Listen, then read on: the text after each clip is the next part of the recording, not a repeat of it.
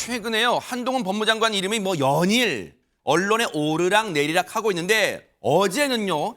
한동훈 장관과 정말 가장 가까운 이분이 주목을 받았어요. 누굴까요? 안진영 기자님. 네, 바로 한동훈 법무부 장관의 아내인 진은정 변호사입니다. 어제 대한적십자사에서 열린 봉사활동에 참석했는데 진 변호사만 참석한 건 아니고요. 이분이에요? 네, 맞습니다. 지금 사진에 저분이고 장차관 등 국무위원, 주한 외교대사 부인 등 70여 명이 참석을 했는데 이 행사에서 진 변호사는 참치캔이나 캔디, 방한용품, 생활용품으로 이루어진 선물 꾸러미를 만들거나 이 꾸러미를 만들면서 나온 빈 상자를 옮기는 모습 등이 언론 카메라에 포착이 된 겁니다. 네. 이렇게 진 변호사가 공개 활동에 나선 건 지난해 5월 한 장관이 취임한 이후 1년 6개월 만입니다. 지금 저 사진에 나오신 분들도 이른바 시체말로 한 가닥씩 하시는 분들이에요. 장차관 그 국무위원분들, 배우자분들이란 말이에요. 근데 허준 변호사 혹시 그러실까요? 왜 뉴스파이터는 나한테는 관심하고 진은정 변호사한테만 관심 갖는 거예요. 나도 좋은 일 했단 말이에요. 그러실까요? 어때요? 그러게요. 왜 저한테는 관심을 안 가지고. 저보다는 당연히 이 분이 한동훈 장관의 배우자이기 때문에 한동훈 장관이 우리나라의 법무부 장관이긴 하지만 또 요즘에 팬덤이라고 불릴 정도로 관심을 많이 받고 있잖아요. 그런데 한 장관의 배우자가 사실 언론에 이렇게 얼굴이 공개된 게 처음이에요. 그렇기 때문에 더 사람들이 관심을 가지고 이 카메라의 주목을 받는 것이 아닐까 싶습니다. 네. 그렇다면 진은정 변호사 누군지 되게 궁금해하실 것 같은데요. 네. 1975년생이고요. 한동훈 장관과 고등학교 동문이고 서울대 법대 동문으로 알려져 있습니다.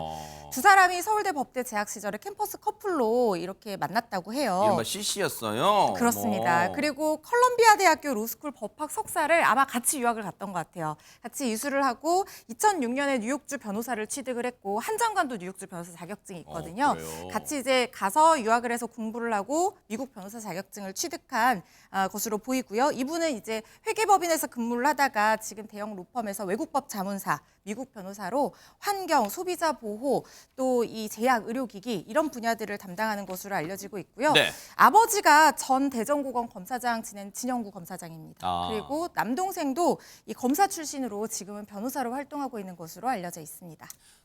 진영구 검사장은 여러분이 한두 번쯤 옛날에 들어보셨을 건데 뭐 굳이 그 얘기를 하려는 건 아니고요. 아무튼 다 지금 법 쪽의 이 인맥 다 집안들이에요. 그런데 아니 장관 부인이 봉사활동하는 거 권장할 만한 일이고 또 아름다운 일인데 유독 주목을 받고 언론에서 다루고 정치권에서 약간 시끌시끌 얘기가 나오는 이유가 뭐겠어요, 여러분? 총선이잖아요. 내년 총선이 얼마 안 남은 상황에서 떡하니 지금 한동훈 법무장관의 배우자가 봉사활동하는 모습이 언론에 포착됐어요. 이러쿵저러쿵 얘기가 나오는데요. 들어보시고 이어가 보도록 하겠습니다. 모든 카메라 스포트라이트가 모아지더라고요. 지금 보세요. 김건희 여사가 얼마나 스포트라이트를 받았어요. 그랬죠. 예. 저것은 그러한 전략으로 움직이고 있다. 또 기자들은 네. 언론은 그러한 후각이 발달돼 가지고 그렇죠. 한동훈 장관 부인을 보도를 해야 보고 듣고 신문도 그렇기 때문에 하는 거죠. 이거 하면 저를 찍겠어요? 한동훈 장관 부인을 찍지? 그래 나는 저런 분들 옆에 안 가요. 아무튼 한동훈 장관이 뭐가 됐든 간에 정치 참여는 거의 기정사실로 당연히 하는 거죠. 보는 게 맞는 것 같아요. 한동훈 장관이 나가서 변호사 하겠어요? 아하. 돈도 많고 뭐 집안도 좋고 그러다는데. 알겠습니다. 아무튼 저는 그렇게 본다 이거죠. 예. 제 아내도 정치 참여나 활동을 그쵸. 애 셋을 키우기에 바빠서 거의 못 하는데 최고위원이 되고 나니까 당대표 부인, 최고위원 부인 이렇게 해서 모임을 가면 어쩔 수 없이 갈 때가 있거든요. 그런데 가고 나면 또 갔다 와서 해야만 하는 역할들이 있는 거잖아요. 그래서 그것으로 간 거라서 이거를 한동훈 장관의 정치 참여에 대한 드디어 시작 때가 왔다. 아내 행보 이렇게 보기에는 저는 무리가 있다고 봅니다.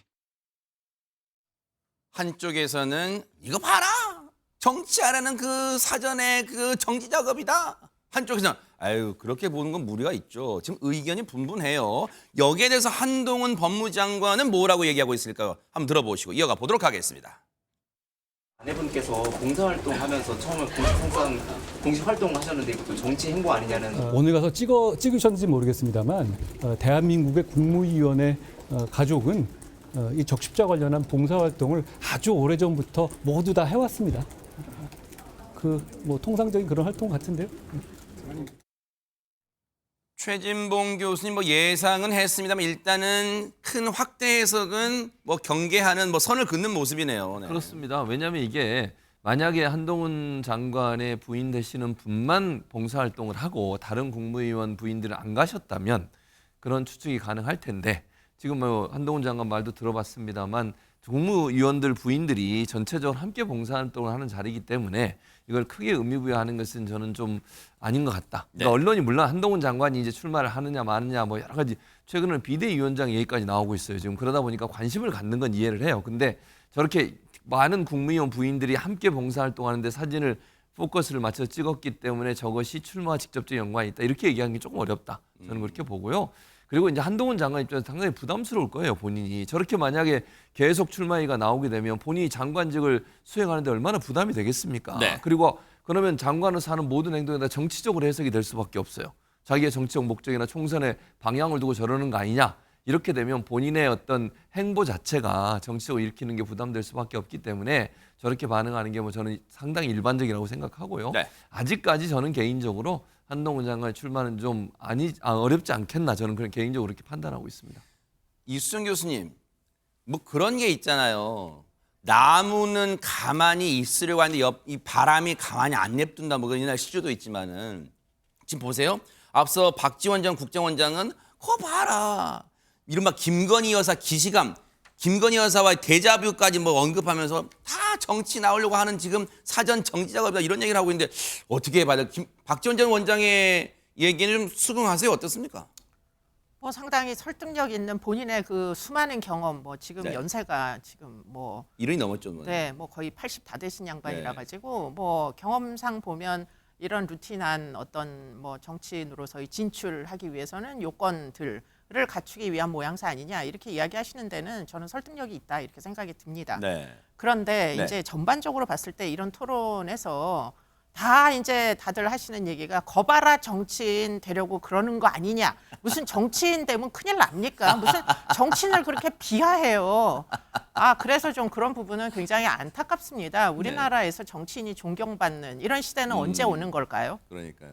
아, 그 말도 일리가 있네요, 진짜. 한동훈 장관이 혹시 뭐 총수 출마하면 진짜 큰일 나는 건가요? 진짜 저는 몰라서 여쭤보는 거예요, 시청자분께. 진짜 큰일 나는 걸까요? 일단 그렇게 야당 쪽에서는 곱지 않은 시선으로 보는 것 같아요. 그런데 한동훈 장관 얘기 나온 김에 최근에 민주당으로부터 잇따라 이른바 릴레이 욕설 순환을 당하고 있는데 관련해서 한동훈 장관 얘기 들어보시고 이어가 보도록 하겠습니다.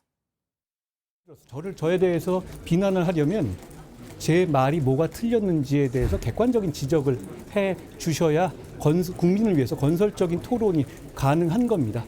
그리고 저는 그분들에 대해서 그분들의 말씀이 어떤 부분이 잘못된 것인지 구체적으로 지적해 드렸습니다. 그런데 거기에 대해서 욕설로만 반응한다는 것은 적절하지 않죠. 국민들께서 더불어민주당의 이런 욕설 챌린지나 탄핵 챌린지에 대해서 잘 지켜보고 계실 거라고 생각합니다.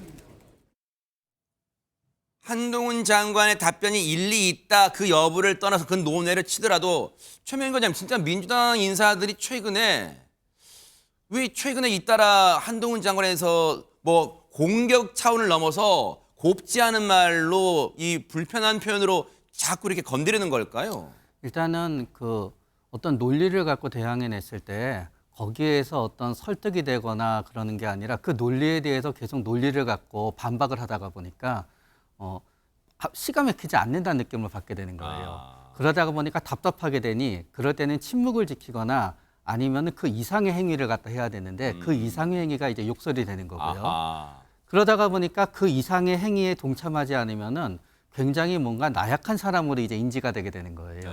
그러면서 또 이렇게 여기에 대해서 많은 사람들이 관심을 갖다 가지다가 보니까 나중에는 저게 많은 사람들의 관심을 갖다 모으는 본인의 인지도를 갖다 올리는 하나의 수단이 될 가능성도 배제할 수는 없지요. 조금 전에 그래픽 좀 다시 해보죠. 진짜로 모아놓고 보니까 많긴 많네요, 진짜. 이 한동훈 장관을 향해 최근 민주당 출신 인사와 현재 민주당에 몸담고 있는 의원들의 얘기들 보세요.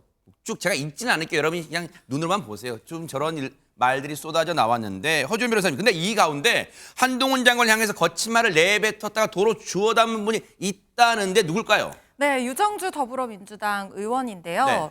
우리 다 같이 혐오 어휘 금지하기로 해요. 뭐 이런 취지의 글을 남기면서 과한 말을 내뱉었다가 자기가 또 주워 담는 모습을 보였거든요. 네. 지난 13일에 유정주 의원이 한동훈 장관을 겨냥해서 제가 상하 입에 담기가 좀 그런데요. 뭐 정치 후지게 만드는 너 한때는 신기했지만 구토가 난다. 그리고 이제 그저 한스럽다. 그러니까 한동훈스럽다의 얘기인 것 같아요. 이런 과격한 말을 썼다가 이게 비난이 좀 쏟아지기도 했고 네. 본인도 여러 전화를 많이 받았다고 합니다. 어제 오전 SNS에 돌연 사과의 글을 남긴 건데요. 네.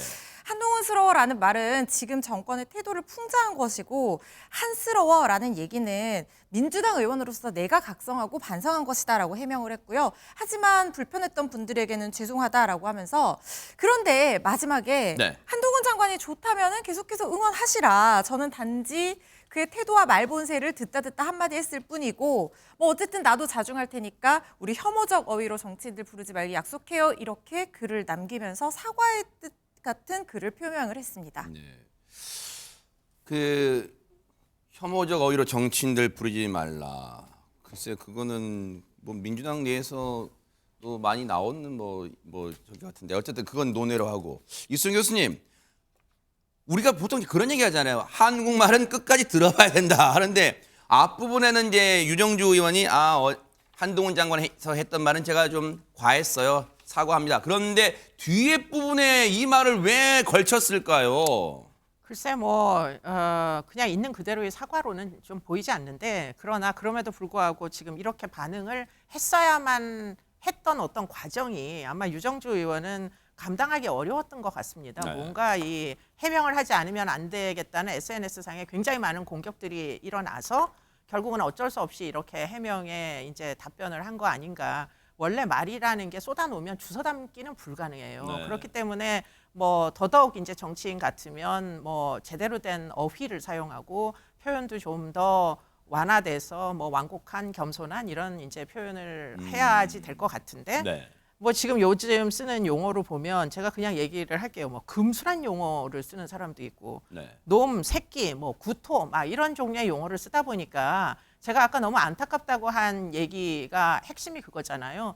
정치인을 비하를 하는 문화가 생긴 거예요. 우리나라에서. 저는 그거는 국민들을 위해서 또 앞으로 대한민국의 미래를 위해서 절대 그런 방향으로 비하하는 식으로 사고가 이루어져서는 안 된다고 생각하는 입장이거든요. 그렇기 때문에 정치인 개개인이 좀 더 정제된 어휘를 좀 쓰셔서 좀 더 타당한 비판을 하시고 그렇게 좀 서로 존중하는 여든 야든 그렇게 좀 됐으면 좋겠다. 그게 참 보통 국민이 보는 안타까움이다. 그러네요. 이런 얘기입니다. 정말 이수영 교수님이 좋은 말씀해 주신 게요. 자라라는 아이들이 장래 희망에 만약에 정치인이라는 걸 썼을 때 아이들이 와 하는 게 아니라 하하하 만약 비웃는 세상이 되면 어떻게 할 거예요 진짜. 정말 우리 정치인들 여든 야든 다 똑같습니다. 여야 의원들 모두 진짜 좋은 본보기가 돼 주십사 하는 당부를 드립니다. 지켜보도록 하겠습니다. 보고 계십니까? 대박 사건. 네, 안녕하십니까? 김명준입니다. 여러분과 함께하는 뉴스파이터. 다양한 소식과 뉴스를 보고 싶으시면 화면 오른쪽을 꾹 눌러 구독해 주시길 바랍니다. TV로도 유튜브로도 여러분께 한 발 더 다가가겠습니다. MBN 뉴스와 뉴스파이터를 사랑해 주셔서 고맙습니다.